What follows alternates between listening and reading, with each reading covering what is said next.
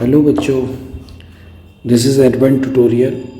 I am KP Singh, going to discuss some important topic related to electrostatics. तो आज का topic हम लोग लेते हैं गॉस लॉ. मोस्ट इम्पॉर्टेंट है, प्रीवियस ईयर में कई बार इसके क्वेश्चंस आए हैं. डायरेक्टली इसका डेरिवेशन आपसे पूछा जा सकता है, इससे रिलेटेड न्यूमेरिकल्स आते हैं. तो आज हम लोग टॉपिक डील करते हैं इलेक्ट्रोस्टैटिक्स का Gauss law.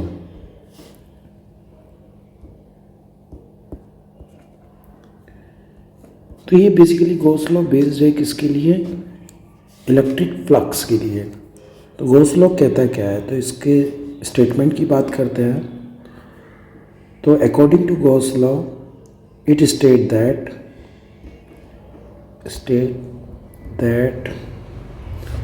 The total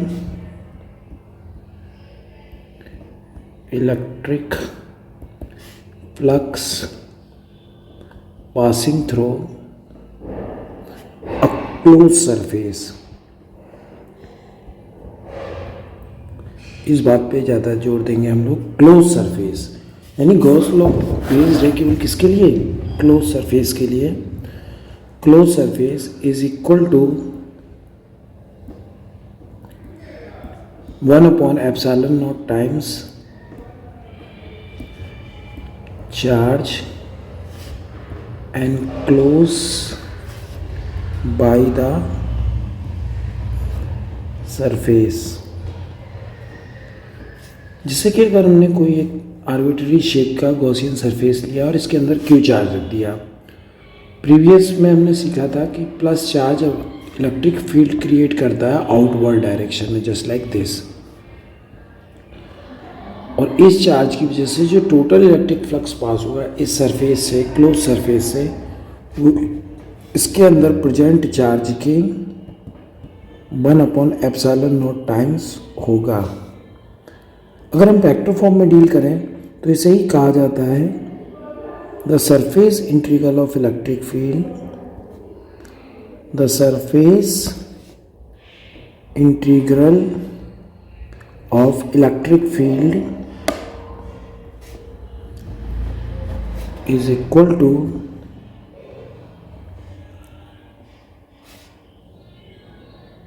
total charge enclosed by the surface. तो अगर हम इसे वेक्टर फॉर्म में लिखते हैं तो surface integral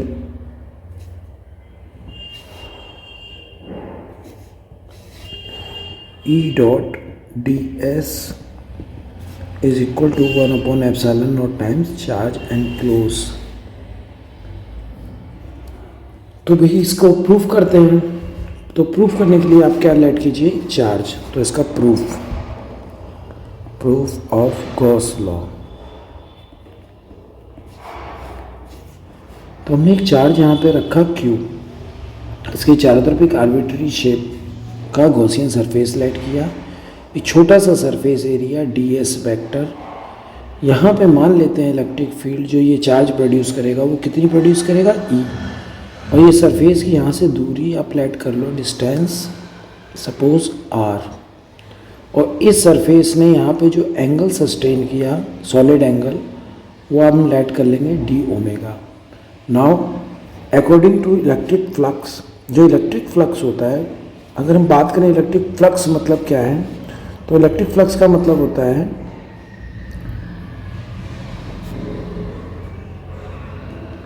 the total number of electric field of lines passing through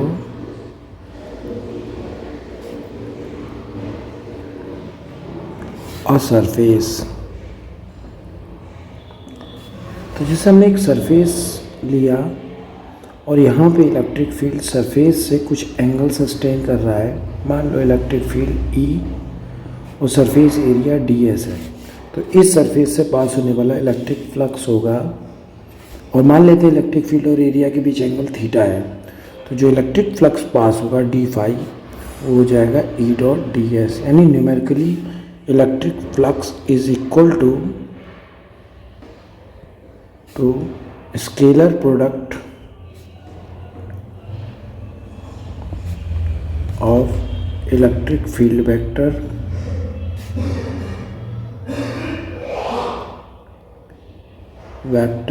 and area vector. तो भाई जो हमने सरफेस सेलेक्ट किया था उस सरफेस से पास होने वाला फ्लक्स यहाँ पे E electric field d s vector से पास होने वाला जो इलेक्ट्रिक फ्लक्स होगा डी फाई, वो कितना हो जाएगा हमारा E dot d s. E dot d s को अगर हम स्केलर फॉर्म में लिखें तो हम लिखेंगे E D S cos theta.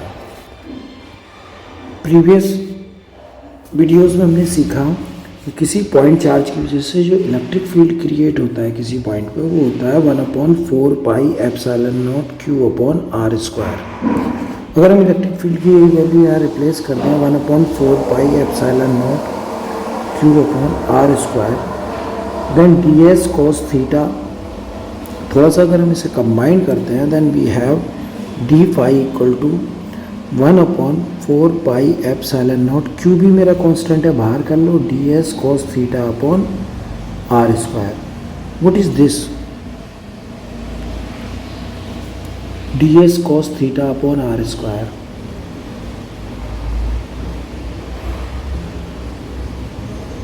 ये इस सरफेस द्वारा क्रिएट किया हुआ सॉलिड एंगल होगा जिसको हम रिप्लेस कर देंगे कितना D omega. So D phi की वैल्यू अपनी आ जाएगी Q upon 4 pi epsilon naught D S cos theta upon are square को अगर हमने रिप्लेस किया D omega then it will be D phi equal to Q upon 4 pi epsilon naught D omega. Total electric flux निकालने के लिए आप दोनों side क्या कर दो integrate. So integrating both side, जब हमने दोनों साइड इंटीग्रेट किया तो डी फाई का इंटीग्रेशन हमारा टोटल फ्लक्स हो जाएगा फाई, और डी ओमेगा का इंटीग्रेशन अपन लेंगे 4 पाई स्टेरेडियन।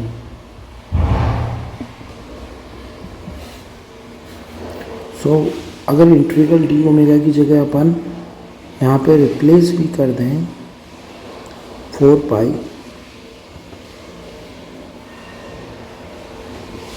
4 पाई, सो 4 पाई से 4 पाई कैंसिल हो जाएगा और टोटल इलेक्ट्रिक फ्लक्स हमारा आ जाएगा Q अपॉन एप्सिलॉन नॉट, या फिर हम कह सकते हैं 1 upon epsilon naught times summation Q। Summation Q stands for total charge inside the Gaussian surface. Charge inside the surface. यहाँ पे एक बात याद रखने की है कि अगर गॉसियन सरफेस के अंदर कई सारे चार्जेस हैं Q1, Q2, Q3 अलग अलग लोकेशंस पर के, सपोज कुछ चार्ज Q4, Q5 बाहर है and you are asked to find the total electric flux through this configuration, तो आपका हो जाएगा 1 upon epsilon naught times summation Q। यहाँ पे हम समेशन Q क्या रिप्लेस करेंगे? समेशन Q का मतलब है जो चार्ज सरफेस के अंदर है, हमें आउटसाइड वाला चार्ज कंसीडर नहीं करना। तो समेशन Q की जगह आपको वैल्यू रखनी है केवल Q1 plus Q2 plus Q3, because Q4 and Q5 ये दो ऐसे चार्जेस हैं जो सरफेस के आउटसाइड है। तो अगर हम इसी से रिलेट कुछ क्वेश्चंस की बात करें तो प्रीवियस ईयर में एक बार क्वेश्चन पूछा गया था, आपको एक हेमी स्फेरिकल सेल दी गई थी और इसके सेंटर पे एक चार्ज रखा गया था Q, और पूछा था कि इसकी वजह से प्रोड्यूस इलेक्ट्रिक फ्लक्स जो पास करेगा वो आपको बताना था। तो कैसे अप्लाई करेंगे ज़रा ध्यान दीजिएगा। एक्चुअली गॉस लॉ जो वैलिड है वो क्लोज सरफेस के लिए, लेकिन यहाँ पे तो सरफेस क्लोज नहीं है, तो हम क्या करेंगे इस सरफेस को क्लोज बना लेंगे by drawing the symmetrical hemisphere below this surface. अब इस सरफेस से पास होने वाला जो टोटल फ्लक्स होगा, total flux according to Gauss law वो हो जाएगा phi E equal to Q upon epsilon naught. चूँकि यहाँ तो आधा ही फ्लक्स पास हो रहा है ऊपर वाले सरफेस से, आधा नीचे वाले से, जो कि हमारा इंक्लूड नहीं है, तो हाफ फ्लक्स को ही हम कंसीडर करेंगे अपने आंसर में, क्योंकि हाफ फ्लक्स सरफेस से पास नहीं हो रहा। तो इस सरफेस से पास होने वाला जो फ्लक्स हो जाएगा फाई डैश, वो इस टोटल फ्लक्स के हाफ के बराबर होगा, and your answer will go with the Q upon 2 epsilon naught. तो आपको आंसर लिखना है इस हाफ हेमी स्फीयर से पास होने वाला जो टोटल फ्लक्स होगा वो कितना हो जाएगा, क्यू अपॉन 2 एप्सिलॉन नॉट। ये क्वेश्चन नंबर 1 था। ऐसे ही एक क्वेश्चन और पूछा गया था कि एक आपको दी गई थी क्यूब के सेंटर पे चार्ज रखा गया था क्यू, और पूछा गया था कि टोटल फ्लक्स कितना पास होगा। तो टोटल, ये क्वेश्चन नंबर 2 आप कंसीडर कर लो, टोटल फ्लक्स जो पास होगा, फ्लक्स थ्रू द सरफेस, अगर हम डील करें तो वो गॉस लॉ के हिसाब से हो जाएगा phi equal to 1 upon epsilon naught charge. लेकिन इसी क्वेश्चन में एडिशनल इंफॉर्मेशन पूछी गई थी। सेकंड पार्ट पूछा गया था फ्लक्स थ्रू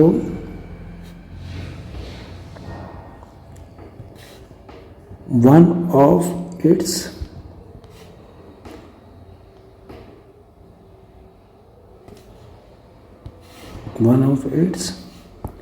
फेस, एक फेस से फ्लक्स पास करना था। क्योंकि ये स्क्वायर है, स्क्वायर में ये क्यूब है, क्यूब में 6 आइडेंटिकल स्क्वायर्स होते हैं, और टोटल फ्लक्स जो पास हो रहा है वो मेरा पास हो रहा है phi E equal to Q upon epsilon naught.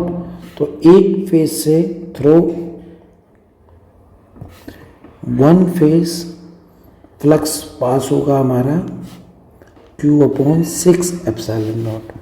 So the flux comes out to be Q upon 6 epsilon naught, और ये आपका आंसर था।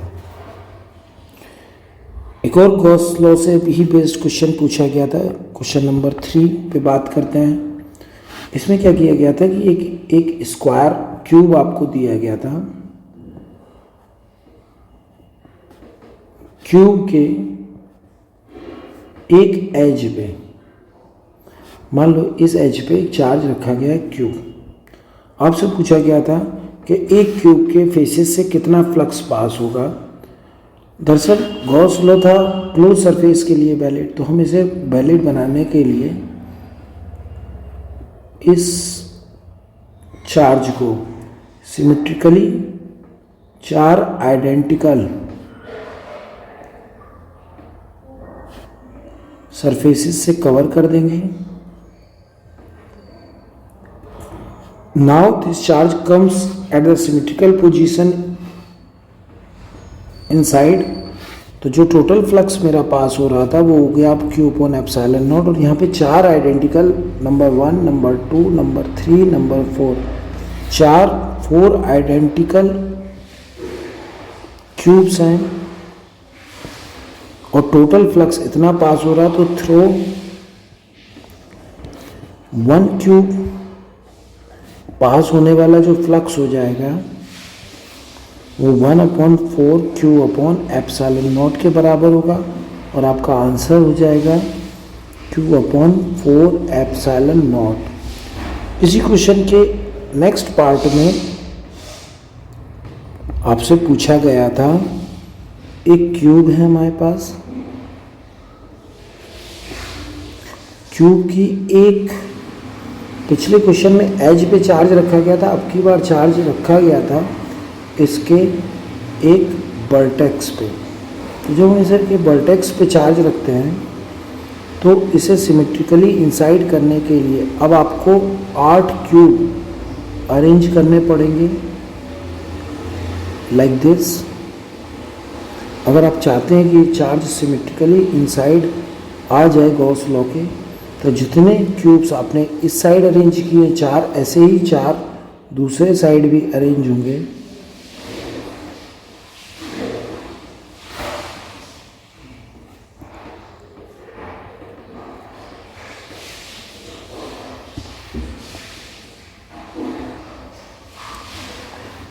अब ये 8 क्यूब से पूरा का पूरा स्ट्रक्चर, ये जो चार्ज क्यू है वो सिमेट्रिकली इनसाइड आ गया और पास होने वाला जो फ्लक्स होगा क्यू अपॉन एप्सिलॉन नॉट। लेकिन यहाँ पे आइडेंटिकल कितने क्यूब्स आपने अरेंज किए हैं? 8 क्यूब्स। तो थ्रो 1 क्यूब, पास होने वाला मेरा फ्लक्स हो जाएगा Q upon 8 epsilon naught. So next videos अगर हमारे आते हैं तो उसमें हम आपको बताएंगे इससे रिलेटेड कुछ और न्यूमेरिकल्स जो पूछे गए प्रीवियस ईयर्स में, इम्पॉर्टेंट हैं। सो देखना ना भूलें इसका नेक्स्ट वीडियो, जो कि मोस्ट प्रोबेबल है कि कल आपको मिलेगा। सो देखते रहिए, चैनल सब्सक्राइब करिए ताकि आपको आगे भी हमारे जैसे ही वीडियो आप अपलोड करते हैं आपको सबसे पहले नोटिफिकेशन के थ्रू इन्फॉर्मेशन मिले और आपके बोर्ड के लिए बेनिफिशियल रहे। सो बच्चों, बोर्ड को बहुत ज़्यादा टाइम नहीं बचा है, कीप स्टडिंग, प्रिपेयर कीजिए, वो चैप्टर टॉपिक्स पे ज़्यादा फोकस कीजिए जो आपके अच्छे हैं, और जो थोड़ा सा भी जिनमें दिक्कत है उनको एक एफर्ट कीजिए कि वो भी आपके अच्छे टॉपिक्स बन जाएं। कोशिश करते रहिए। मिलते हैं आपको नेक्स्ट वीडियो में। Thank you for watching.